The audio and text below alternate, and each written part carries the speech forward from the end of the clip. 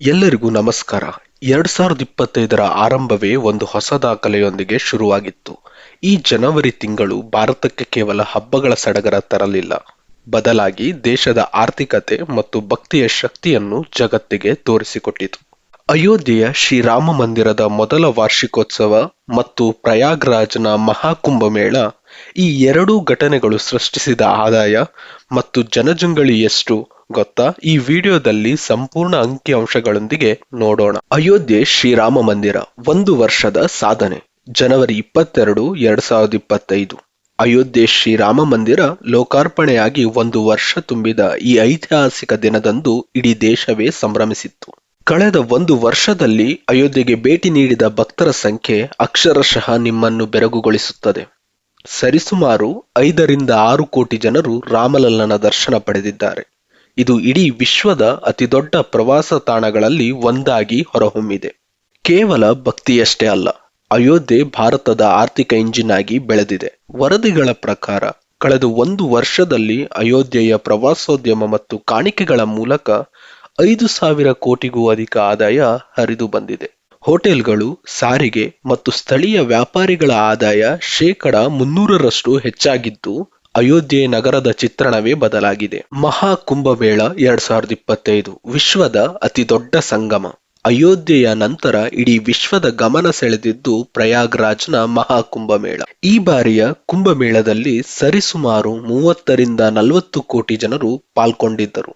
ಜನವರಿಯ ಮೊದಲ ಶಾಹಿ ಸ್ನಾನದಂದೇ ಸುಮಾರು 3 ಕೋಟಿಗೂ ಅಧಿಕ ಭಕ್ತರು ಪವಿತ್ರ ಸಂಗಮದಲ್ಲಿ ಮುಳುಗೆದ್ದರು. ಉತ್ತರ ಪ್ರದೇಶ ಸರ್ಕಾರವು ಈ ಕುಂಭಮೇಳಕ್ಕಾಗಿ ಸುಮಾರು 3,000 ಕೋಟಿ ರೂಪಾಯಿಗಳನ್ನು ಹೂಡಿಕೆ ಮಾಡಿತ್ತು. ಆದರೆ ಇದಕ್ಕೆ ಬದಲಾಗಿ ದೇಶಕ್ಕೆ 1.2 ಲಕ್ಷ ಕೋಟಿ ರೂಪಾಯಿ ಆದಾಯ ದೊರಕಿತು. ಈ ಮೆಗಾ ಇವೆಂಟ್ ಸುಮಾರು 6 ಲಕ್ಷಕ್ಕೂ ಅಧಿಕ ಜನರಿಗೆ ಪ್ರತ್ಯಕ್ಷ ಮತ್ತು ಪರೋಕ್ಷವಾಗಿ ಉದ್ಯೋಗವನ್ನು ನೀಡಿತು. ಆಧ್ಯಾತ್ಮಿಕ ಶಕ್ತಿಯ ಜೊತೆಗೆ ಆರ್ಥಿಕ ಶಕ್ತಿಯನ್ನು ಕುಂಭಮೇಳ ಪ್ರದರ್ಶಿಸಿತು. 76ನೇ ಗಣರಾಜ್ಯೋತ್ಸವದ ಶಕ್ತಿ. ಜನವರಿ 26ರಂದು ದೆಹಲಿಯ ಕರ್ತವ್ಯ ಪಥದಲ್ಲಿ ಭಾರತದ ಪರಾಕ್ರಮ ಅನಾವರಣಗೊಂಡಿತು. ಈ ಬಾರಿಯ ಹೈಲೈಟ್ ಎಂದರೆ ನಾರಿಶಕ್ತಿ. ಮಹಿಳಾ ಸೈನಿಕರ ಪರೇಡ್ ಮತ್ತು ನಮ್ಮದೇ ಆದ ತೇಜಸ್ ಫೈಟರ್ ಜೆಟ್ಗಳ ಪ್ರದರ್ಶನ ಭಾರತವು ಹೇಗೆ ಸ್ವಾವಲಂಬಿಯಾಗುತ್ತಿದೆ ಎಂಬುದನ್ನು ಜಗತ್ತಿಗೆ ಸಾರಿತು. ಗಗನಯಾನದ ವಿಶೇಷ ಚಿತ್ರಣಗಳು ಕೂಡ ಈ ಪರೇಡ್ನ ಆಕರ್ಷಣೆಯಾಗಿದ್ದವು. ಇಸ್ರೋ ಸಾಧನೆ ಮತ್ತು ಆರ್ಥಿಕ ಏರಿಕೆ. ವಿಜ್ಞಾನ ಲೋಕದಲ್ಲಿ ಇಸ್ರೋ ಗಗನಯಾನದ ಅಂತಿಮ ಹಂತದ ಪರೀಕ್ಷೆಗಳನ್ನು ಯಶಸ್ವಿಯಾಗಿ ಮುಗಿಸಿತ್ತು. ಇತ್ತ ಷೇರು ಮಾರುಕಟ್ಟೆಯು ಹೊಸ ಇತಿಹಾಸ ಬರೆಯಿತು. ಹೂಡಿಕೆದಾರರ ನಂಬಿಕೆ ಹೆಚ್ಚಾಗಿತ್ತು. ಜನವರಿ ತಿಂಗಳು ಆರ್ಥಿಕವಾಗಿ ಭಾರತಕ್ಕೆ ಶುಭಾರಂಭವನ್ನು ನೀಡಿತ್ತು. ಇದೇ ಸಮಯದಲ್ಲಿ ಪ್ರಧಾನಿಯವರು ಪರೀಕ್ಷಾ ಪೇ ಚರ್ಚಾ ಮೂಲಕ ಕೋಟಿಗಟ್ಟಲೆ ವಿದ್ಯಾರ್ಥಿಗಳಲ್ಲಿ ಆತ್ಮವಿಶ್ವಾಸ ತುಂಬಿದರು.